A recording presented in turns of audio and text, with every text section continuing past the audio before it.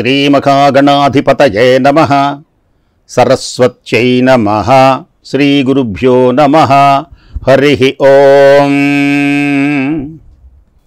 శ్రీ కైవల్యపదము చేరుటకునై చింతించెదన్ లోకరక్షైకారంభకు భక్తపాలన కళా సంరంభకున్ దానవోద్రేకస్తంభకు కేళిలోల విలసదృగ్జాల సంభూత నానాకంజాత భవాండ కుంభకు మహానందాంగనాడింభకున్. శ్రీకృష్ణ భగవానుని యొక్క దివ్య చరణారవిందములకు శతసహస్ర కోటి ప్రణామములు సమర్పిస్తూ భీముని చేత జరాసంధుని సంహరింపచేశాడు శ్రీకృష్ణ భగవానుడు. అలాగే శ్రీకృష్ణుని చేత కారాగార విముక్తులైనటువంటి రాజులందరూ చాలా కాలం చెరసాలలో బంధింపబడి పెక్కు బాధలు పడడం చేత జరాసంధుడు అనేకమైనటువంటి రాజులందరినీ చెరసాలలో ఉంచి చిత్రహింసలు పెట్టి సరైన భోజనం లేక విలవిలాడించు. జరాసంధుడు మరణంతో శ్రీకృష్ణ పరమాత్మ చేత కారాగార విముక్తులైనటువంటి రాజులందరూ బక్కచిక్కి శల్యమై దుమ్ము కొట్టుకునేటువంటి శరీరాలతో జడలు కట్టినటువంటి తలలతో మాసినటువంటి బట్టలతో బాధపడుతూ విముక్తి ఎప్పుడైతే కలిగిందో వాసుదేవుని సమీపించి నమస్కరించారు. పద్మలోచనుడు, భవబంధమోచనుడు, మంగళాకారుడు, దురితదూరుడు, నానాలంకార సహితుడు, దోషరహితుడు, గరుడ వాహనుడు, భక్తులకు ఉత్సాహపరిచేటువంటి వాడు, ఈశ్వరుని చేత పొగిడింపబడేటువంటి వాడు, శ్రీవత్స శోభితుడు, పరమ పవిత్రుడు అయినటువంటి దేవకీ పుత్రుణ్ణి చూచి ఆ కృష్ణుణ్ణి చూచి రాజులందరూ దర్శించారు. దర్శించి ఆనందించారు. కృష్ణ, హే వాసుదేవ, భవముదాత్ములై విగత బంధనులై నిజమస్తముల్ మురాసురరిపు పాద పద్మముల శోకగమృక్కి జాగిలి మృక్కి నమ్రులై కరములు మోడ్చి. బంధ విముక్తులైనటువంటి రాజులందరూ సంతోషంతో శ్రీకృష్ణుని యొక్క పాదాల మీద పడ్డారు. భరితముదాత్ములై విగత బంధనులై, బంధముల నుండి విముక్తులైనటువంటి రాజులు నమస్కరించి, ఓ దయామయ, ఓ దయామయ, సజ్జనుల దుఃఖాలను పోగొట్టేటువంటి వాడా, ఆశ్రిత రక్షక, వరద, వాసుదేవ, పద్మనాభ, శ్రీకృష్ణ, ముకుంద, గోవింద, ఇందిరావల్లభ, నీకు నమస్కారములు. మీకు మేము అనేకమైనటువంటి వందనములను సమర్పిస్తున్నాము స్వామి, నిన్ను స్తుతిస్తున్నాం అని బంధ విముక్తులైనటువంటి రాజులందరూ నమ్రులై నమస్కరించి అన్నారు. కృష్ణ, యాదవ వంశమనేటువంటి సముద్రానికి చంద్రుని వంటి వాడవు నీవు. నీ పాదములను ఆశ్రయించినటువంటి మాకు జరాసంధుని బంధనం వల్ల కలిగినటువంటి పరితాపాన్ని నీ కరుణా కటాక్షమనేటువంటి జడివానలో పోగొట్టుకున్నాం. అంతేకాదు, సజ్జనులను రక్షించడం, దుర్జనులను శిక్షించడం నీ కర్తవ్యములు కదా స్వామి. కాబట్టి అవతరింపుము. కృష్ణ, జరాసంధుడు బంధువే కాని పగవాడు కాడు. మేమెలాంటి వాళ్ళము అంటే, రాజ్య వైభవం వల్ల మదాంధులమైనటువంటి మమ్మలను గూర్చి చెప్పడం దేనికి? రాజ్యం కావాలి, భోజ్యం, రాజ్యం వీరభోజ్యం. అంతేకాని నీ పాదపద్మముల యందు ఆశ్రయించాలనేటువంటి కోరిక మాకు అజ్ఞానం వల్ల కలగల. ఇప్పుడు విను. రాజ్య వైభవం వల్ల మదాంధులమైనటువంటి మమ్మలను గూర్చి చెప్పడం దేనికి? నీటి అలలలాగా చెంచలాలైనటువంటి సిరి సంపదలు శాశ్వతాలని నమ్ముకున్నటువంటి వారం మేము. పరానికి సంబంధించినటువంటి కార్యక్రమములన్నీ త్యజించాం. ఆదిదేవుని పాదసేవే భవపయోధికి నావా, మర్చిపోయినాం. పరమయోగులు చేరకోరే పరమ పదవికి త్రోవా. గోపబాలుని నందబాలుని సన్నుతి సేయవి మనసా. ఈ మాయామోహితమైనటువంటి ఈ లోకంలో రాజ్య వైభవం, రాజ్యమే గొప్పదనేటువంటి ఒక మదంతో మేమున్నాం. నీటి అలలాగా, దీపశిఖల్లాగా చంచలాలైనటువంటి సిరి సంపదలు శాశ్వతమైనవనుకొని పరానికి సంబంధించినటువంటి కార్యక్రమములన్నిటిని కూడా త్యజించి పరస్పరం విరోధాలను పెంచుకుంటూ ప్రజలను బాధిస్తూ మరణ భయాన్ని మరచిపోయి పగరబోతులై ప్రవర్తిస్తాం.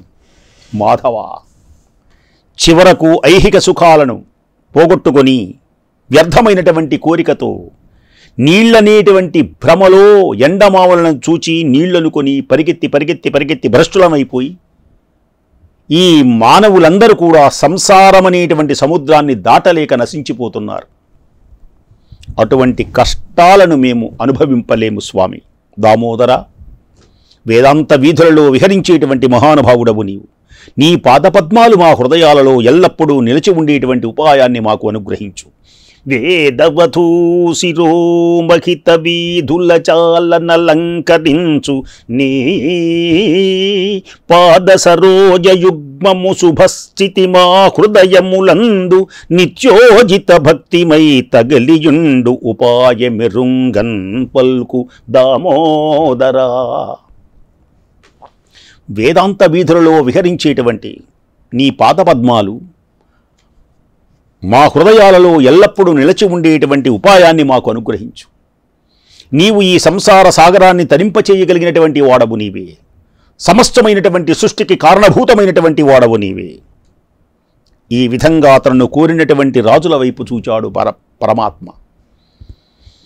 రాజులందరూ పరమాత్మను పొగిడారు. భవసాగరమును దాటించేటువంటి మార్గాన్ని, నీ పాదపద్మముల యందు నిరంతరమైనటువంటి భక్తి మార్గాన్ని మాకు అనుగ్రహించు అని పలకగానే పద్మలోచనుడు దయతో కూడి వారతో అంటున్నాడు, ఓ రాజకుమారులారా, ఓ రాజులారా, మీ మాట నిజం. రాజ్య మదంతో బ్రాహ్మణులను ప్రజలను బాధించడం చేత కదా వేణుడు, నహుషుడు, రావణుడు, కార్తవీర్యార్జునుడు నాశనమైంది. కాబట్టి ధర్మాన్ని పాలించడం వల్లనే కులం, బలం, ఆయుష్షు, ఔన్నత్యం నిలుస్తాయి. ధర్మమును కాపాడాలి. ధర్మము రక్షింపబడుతుంది. ధర్మాన్ని మనం అనుసరించాలి. కాబట్టి ఈ శరీరం శాశ్వతం కాదని గ్రహించండి.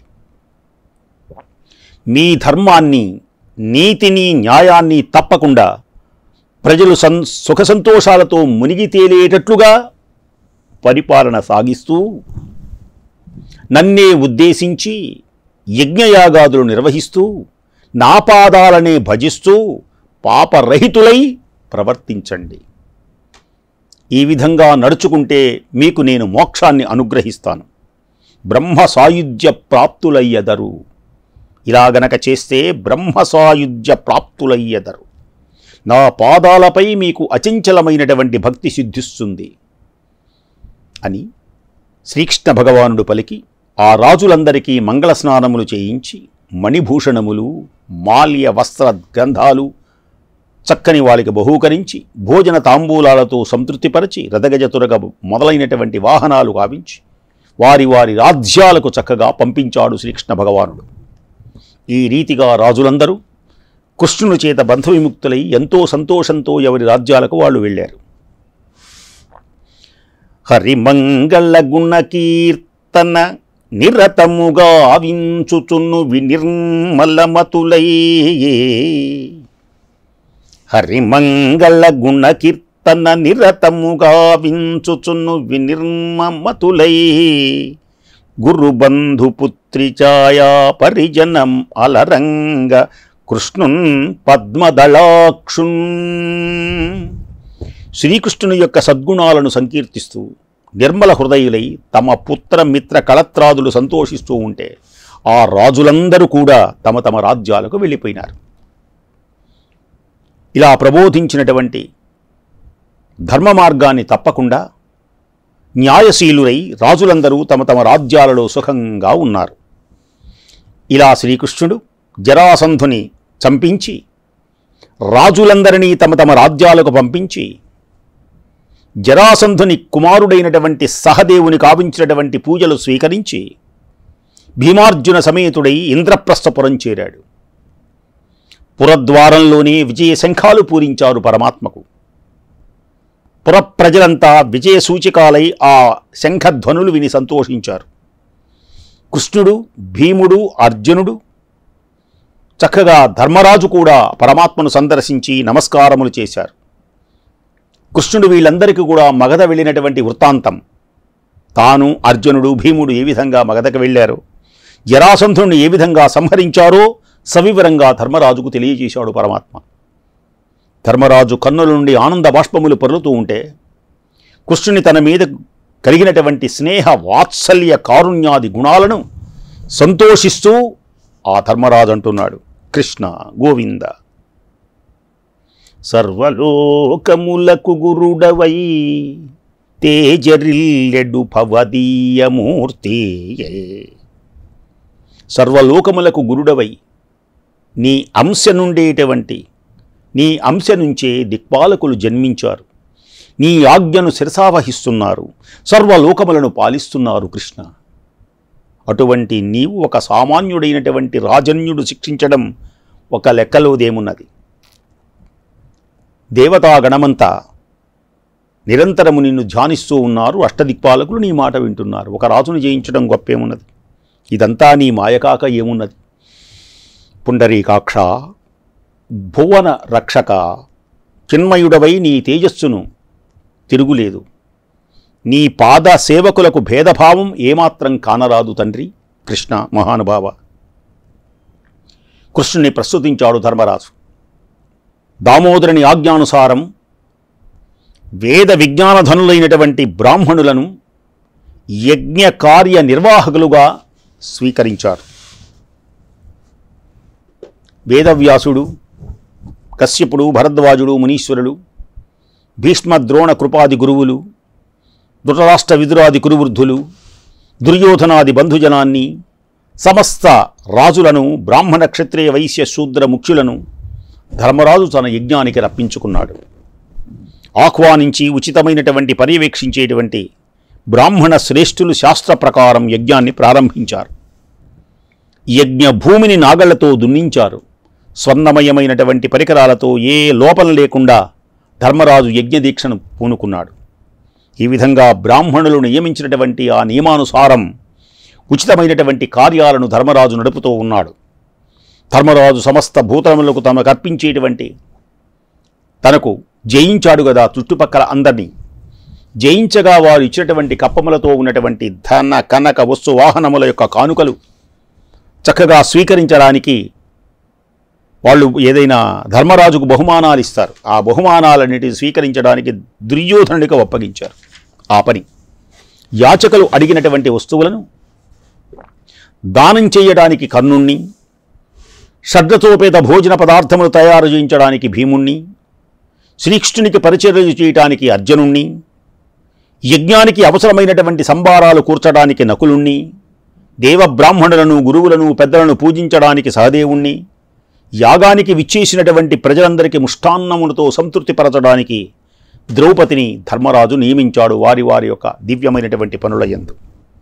అప్పుడే దేవేంద్రుడు, దిక్పాలకులు, బ్రహ్మాది దేవతలు, సిద్ధసాధ్య గరుడ గంధర్వ కిన్నర కింపురుష సిద్ధసాధ్యులు ధర్మరాజు చేస్తున్నటువంటి యజ్ఞాన్ని చూచి పూర్వము ఏ రాజు కూడా ఇంత గొప్పగా యజ్ఞము చేయలేదని ఆ దేవతలే మెచ్చుకుంటూ ఉన్నారు ధర్మరాజు. అంతేకాకుండా శ్రీకృష్ణుని యొక్క పాదరాజీవాలు పూజించేటువంటి భాగ్యం కలిగిన వారిని పొందే లేదంటూ ఏదీ ఉండదు. బ్రహ్మాది దేవతలు స్తుతించారు. శ్రీకృష్ణుని యొక్క పాద పద్మములను పూజించేటువంటి అదృష్టం, భాగ్యం, ఆ భాగ్యం అది పూజించటం వల్ల భాగ్యం కలుగుతుంది. ఆ భాగ్యము ఎవరూ పొందలేరు. ధర్మరాజుకి ఇంతటి భాగ్యం కలగడానికి పరమాత్మ యొక్క దివ్యమైనటువంటి అనుగ్రహం, పరమాత్మ యొక్క దివ్యమైనటువంటి పూజా సేవా కార్యక్రమాలు చేయటమే. అమర సమానులైన అమర సమానులై తనరు యాజక వర్గములోని రాజసూయ మఖ విధాన మంత్రములన్ దేవతలతో సమానమైనటువంటి ఋత్విజులను పిలిపించాడు. రాజసూయ యాగానికి అనువైనటువంటి మంత్రాలతో హవ్య ద్రవ్యాదులను ధర్మరాజు చేత వేలిపించి యాగాన్ని చేయించడం మొదలుపెట్టారు. యజ్ఞం పరిసమాప్తయ్యేటువంటి చివరి దినం ధర్మరాజు ఋత్విజులను, సభాసతులను, పెద్దలను, బ్రాహ్మణులను పూజించాలి అని భావించాడు. యజ్ఞం పెద్దలందరినీ ఈ విధంగా పూజించి అగ్రపూజ, మొదటి పూజ అర్హుడెవడు అని ప్రశ్న పుట్టింది. ఋత్విజులందరూ చక్కగా చేశారు. యాగం పూర్తయిన తర్వాత అగ్రపూజ ఎవరు అగ్రపూజను ఈ యజ్ఞ పరిసమాప్త అయినటువంటి సమయమునందు అగ్రపూజ ఎవరికి చేయాలి? అందరిని సత్కరించాలి, బ్రాహ్మణులను సత్కరించాలి, సభాసదులను సత్కరించాలి, పెద్దలను. ఎవరు అగ్రపూజ? సభలో ఉన్న వారందరూ తమకు తోచినటువంటి విధంగా తల ఒక రీతిగా చెప్పారు. భీష్ముడు చేయండి అని ఒకడు, ద్రోణుడు చేయండి రకరకాలుగా వారి వారి మాటలు వారించి బుద్ధిమంతుడైనటువంటి సహదేవుడు భగవంతుడైనటువంటి శ్రీకృష్ణుని చూపించి ఈ మహాత్ముని సంతుష్టి చేసిన సమస్త లోకములు కూడా సంతుష్టి అవుతాయి అన్నయ్య. అండపిండ వేదోండ సంహతుల నెల్ల గుప్తపతి బొజ్జలో నింపుకున్న ఎట్టి మహాత్ముడు శ్రీకృష్ణ భగవానుడు. కాబట్టి సమస్తమైనటువంటి కృష్ణ భగవాను గనక పూజ చేసినట్లయితే, అగ్రతాంబూలం ఇచ్చినట్లయితే, కృష్ణ భగవానుని పూజించడం వలన, సంతుష్టి చేయటం వల్ల సమస్త లోకములు కూడా సంతుష్టి చెందుతాయి. కాలము దేశమున్ క్రతువు కర్మము కర్తయు భోక్తయున్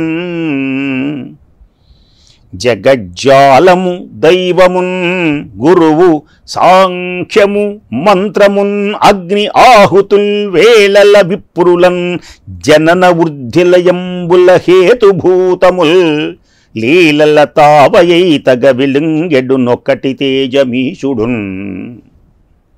కాలము, దేశము, యజ్ఞము, కర్మ, కర్త, భోక్త, ప్రపంచము, దైవము, గురువు, మంత్రము, అగ్ని, హవ్య ద్రవ్యాలు, సృష్టి స్థితి లయాలు సమస్తము తానై ప్రకాశించేటువంటి ఏకైక దివ్య స్వరూపుడే శ్రీకృష్ణ పరమాత్మ అంటే చక్కగా చెబుతూ ఉన్నాడు. అందుకని అగ్రతాంబూలం.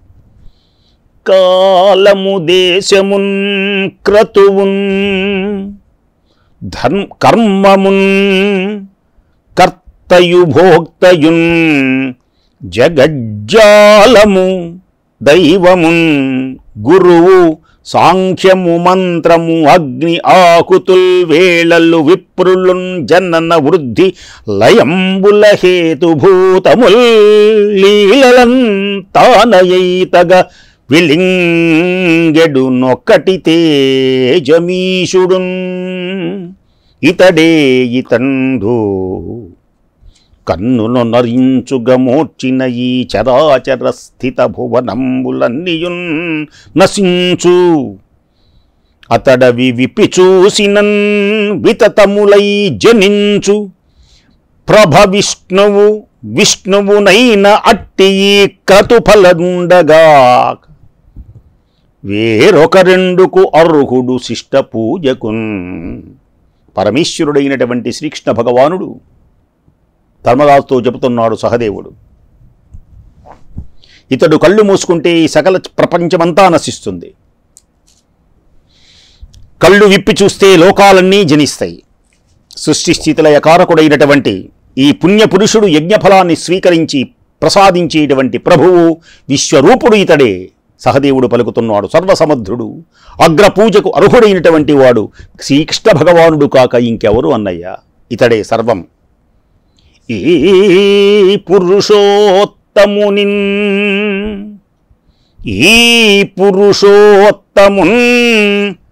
జగదధీశున్ అనంతుని సర్వశక్తున్ చిద్రూపకు అగ్రపూజకున్. అగ్రపూజ ఇలాంటి పురుషోత్తముడు, లోకాధిపతి, అనంతుడు అయినటువంటి సర్వశక్తి సమన్వితుడు, చిద్రూపుడైన శ్రీకృష్ణ భగవానుడు ప్రథమ పూజను పూజించి సంతోషిస్తే సమస్త లోకములు సంతృప్తి చెందుతాయి అన్నయ్య. అగ్రపూజ గనక ఇతని గనక చేస్తే సమస్త లోకాలు తృప్తి చెందుతాయి.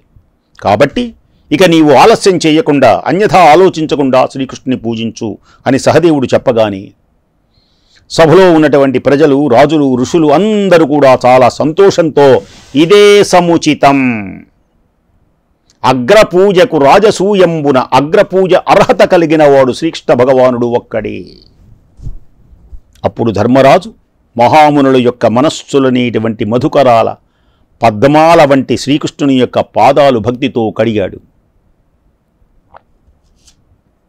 దివ్యమైనటువంటి తాను, కుంతి, భీమాదులు, ద్రౌపది కృష్ణుని పాదజలాన్ని ఆనందంతో తన శిరస్సు మీద చల్లుకున్నారు.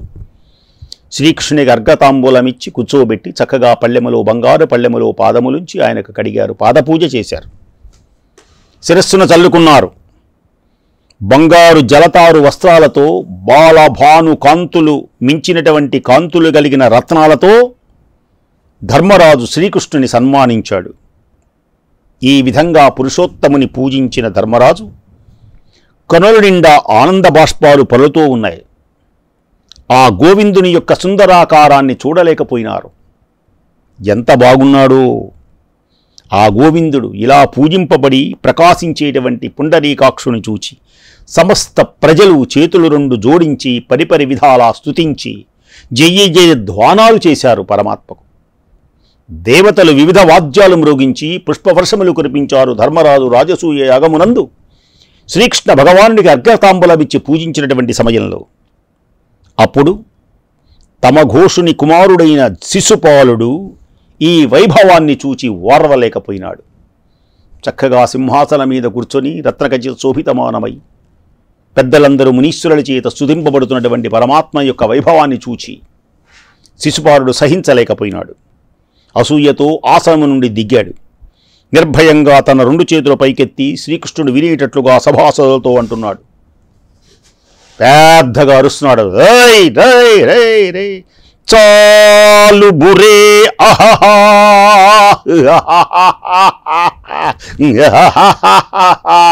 బాగు బాగు, ఈ కాలాన్ని గడపడం చాలా కష్టంగా ఉంది. సహదేవుడు చెప్పడం, ఇతన్ని పూజించడం, ఈ పసిబాలుడి మాటలలో బుద్ధిమంతులైన పెద్దల బుద్ధులు ఏమైనాయి? నీతి మార్గము నుండి ఎందుకు తొలిగాయి?